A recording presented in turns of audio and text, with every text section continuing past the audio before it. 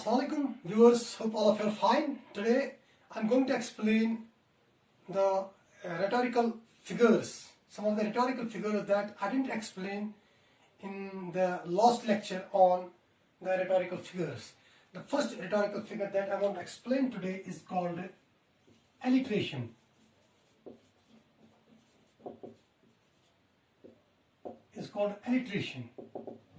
Alliteration means the repetition of consonant sounds, especially in poetry. You can also use this in prose, but this is mostly used in poetry. Poets often use the words that begin with the same consonant sounds to create a musical effect in their poetry. This technique is known as alliteration. I can give you an example in the poem The Listeners in the Chinar First. We have some good examples of alliteration. The first one is on the forest is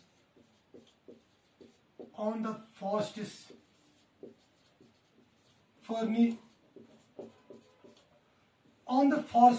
floor. Forest is ferny floor. The three words begin with the same consonant sound. Fa, fa, fa. This repetition of the same consonant sounds, the words that begin with the same consonant sounds, frequently is known as alliteration. In the same poem, we have another example of alliteration, that is how the silence surged.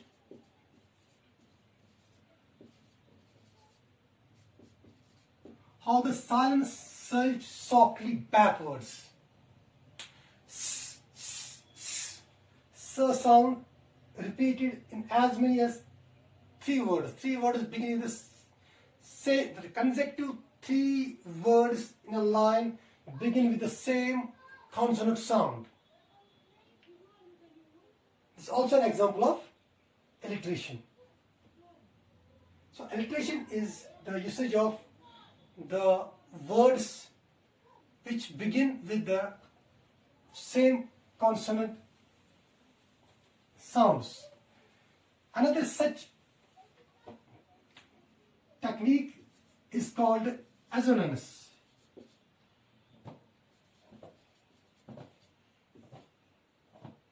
Assonance means the usage of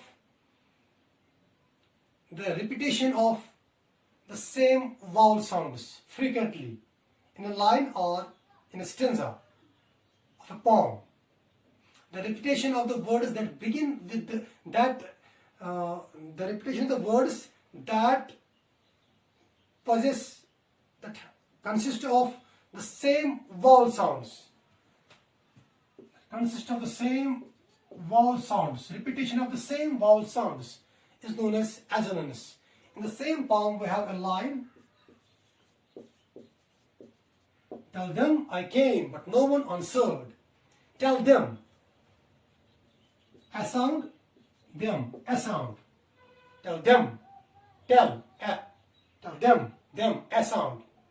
So, these two words occur one after another in a line, tell them I came, but no one answered. And in both the words, same vowel is repeated. So it's an example of assonance. In the poem After Apple Picking, that's class 12th English, that is a poem in the class 12th English book.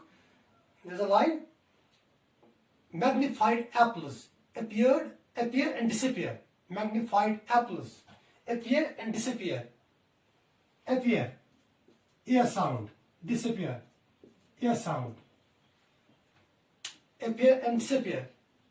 These words contain the same final vowel sound. Appear and disappear, ear sound. This repetition of the vowel sound is known as assonance. Assonance and alliteration is often used by poets to create a musical effect in their poetry. The third poetic device, that literary device that I want to explain here is called pun. Pun is the usage of phonetically similar words that have different meanings, or the phonetically different words that have similar meanings. It is the usage of homophones and homographs to produce a comic effect, to produce a humorous effect, to produce a sort of ambiguity in the writing or in the poetry. I can explain this figure of speech by a sentence.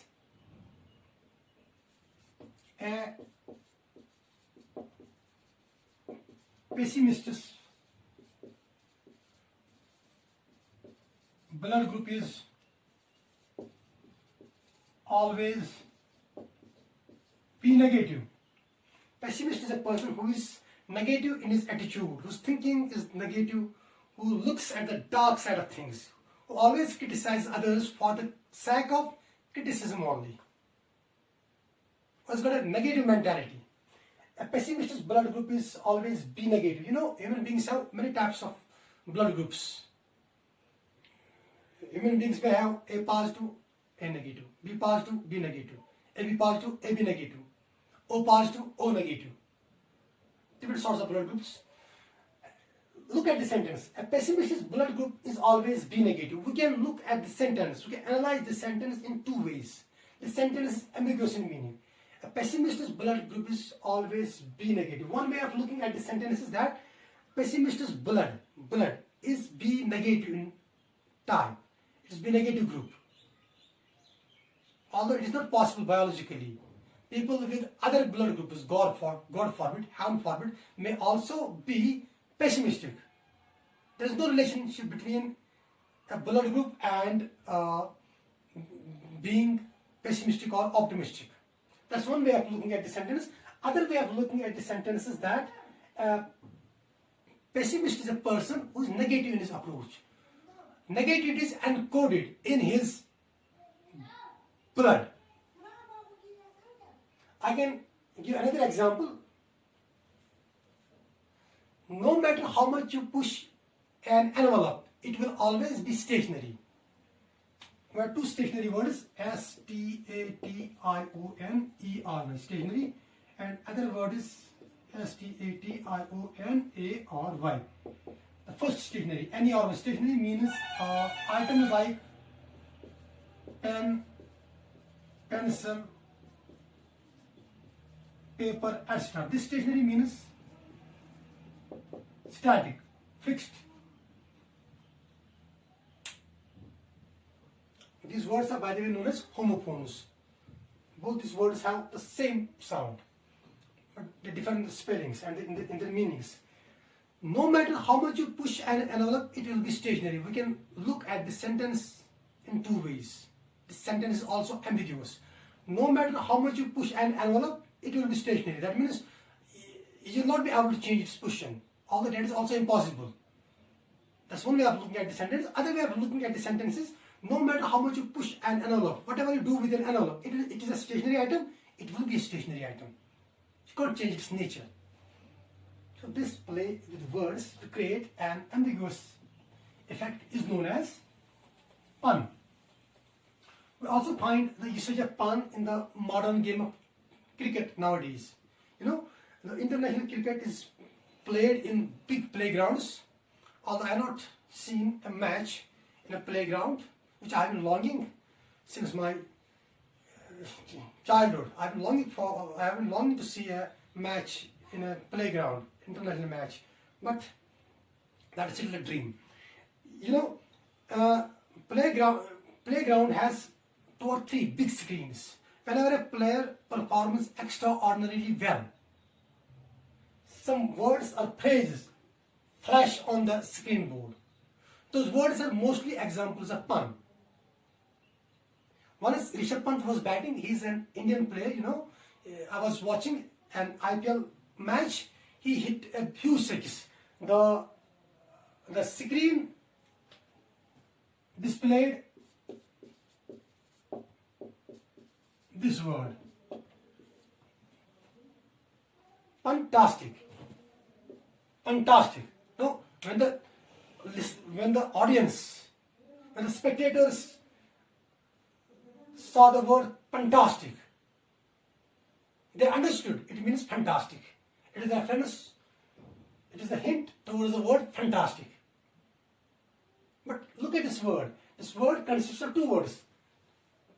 Fantastic. First word pant is a reference to Rishabh Pant. The second word tastic, it is the reference to word fantastic. So this combination of these two words in a creative manner, in a humorous manner, in a comic manner, in a stylish manner is known as pun. Hope you have understood this concept. Another thing that I want to explain for you people today is satire. Satire means to mock or to ridicule a subject, to mock and ridicule a person, maybe a society, maybe an institution or anything else. Writers usually satirize something which they feel is not correct, is not up to the mark. How writers satirize a subject? They either use irony or they use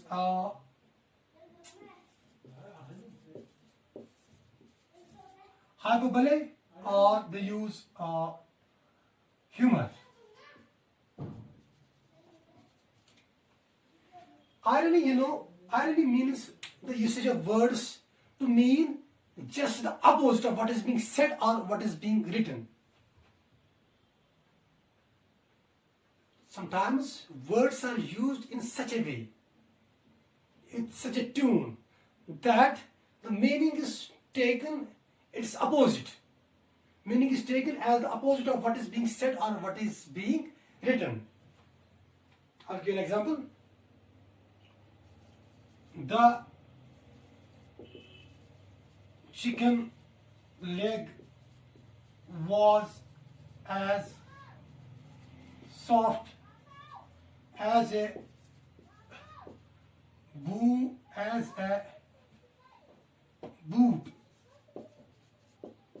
of leather. Look at this sentence. Chicken leg was as soft as a boot of leather. The word soft has been used, but here it implies hard. The chicken leg was as soft as a boot of leather. It is being compared to a boot of leather. A boot of leather, is something that will be very hard to chew. So this is an example of irony. Here words are used, soft is used to mean its opposite. In the poem Once Upon a Time, the poet writes in a stanza, I have learned to say goodbye when I mean good riddance. I learned to say it has been nice talking to you after being bored. I learned to say glad to meet you without being glad. Here the poet is also ironic. He says, I say goodbye to people, but I don't mean goodbye. I mean good riddance. I say glad to meet you, but I'm not glad. I say it has been nice talking to you after feeling bored. So writer says one thing but means other thing. This technique is called irony. Hyperbole. Hyperbole means exaggeration. Exaggeration means to present things beyond their natural state. To present things beyond their natural state. To present things, to make them look bigger, better, loftier, grand. Especially for comical effects, for humorous effects. And humor, is something that amuses the readers or the listeners. Many poets also use humor. They exploit the situations, the follies of characters, language, words, conversations in a way that the readers or the viewers are amused. They laugh. Hope you have understood the different rhetorical figures.